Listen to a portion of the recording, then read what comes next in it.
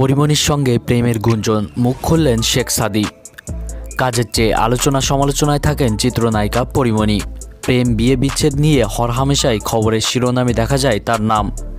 গত কয়েকদিন ধরে ব্যবসায়ী নাসিরউদ্দিন মাহমুদের মামলা এবং গায়ক শেখ সাদীর সঙ্গে প্রেমের গুঞ্জনে উত্তাল নেট দুনিয়া। যদিও আদালতে আত্মসমর্পণ করে মামলা থেকে আপাতত জামিন পেয়েছেন পরিমণি, যেখানে চিত্রনায়িকার জামিনদার ছিলেন সাদী। এরপর যেন তাদের প্রেম নিয়ে নেটিজেনদের চর্চা তুঙ্গে। অবশেষে বিষয়টি নিয়ে মুখ খুলেছেন গায়ক।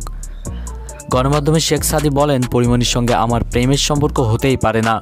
পারিবারিকভাবে আমাদের বোঝাপড়া ভালো। আমাদের পরিবারের সদস্যরা তার বাসায় যান, তিনিও আমাদের বাসায় আসেন। পারিবারিক সম্পর্কের বাইরে তার সঙ্গে প্রেমের কোনো সম্পর্ক নেই। মানুষ না জেনে না বুঝে আমাদের নিয়ে রিউমার ছড়াচ্ছে। একই অঙ্গনে দীর্ঘদিন কাজ করার ফলে পরিমণির সঙ্গে বেশ আগে থেকেই পরিচয়। পেশাগত কারণে তার সঙ্গে আমার পরিচয়, নিয়মিত কথাবার্তাও হয়। এটা নিয়ে বলার তো কিছু দেখি না। পরিমণির জামিনদার হওয়া প্রসঙ্গে গায়ক বলেন, পরিমণি আমার সহকর্মী। যখন আমি গণমাধ্যমে পরিমণির গ্রেপ্তারি পরোয়ানা জারির খবর শুনি, তখন বেশ দুশ্চিন্তায় পড়ে যাই। তখন পরিমণির সঙ্গে কথা হয়। তিনি আমাকে জানিয়েছিলেন আজ আদালতে আত্মসমর্পণ করবেন। এজন্য আমিও আদালতে যাই। জামিন হওয়ার পর তার আইনজীবী একজন জামিনদার হন এবং আমিও জামিনদার হই। প্রসঙ্গত 2021 সালের 17 অক্টোবর ভালোবেসে চিত্রনায়ক শরীফুল রাজকে বিয়ে করেন পরিমণি।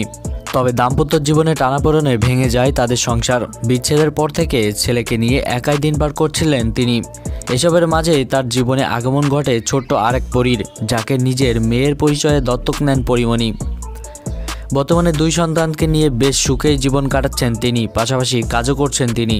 তো ভিউয়ার্স, আমাদের আজকের আয়োজন এই পর্যন্তই। ধন্যবাদ সকলকে।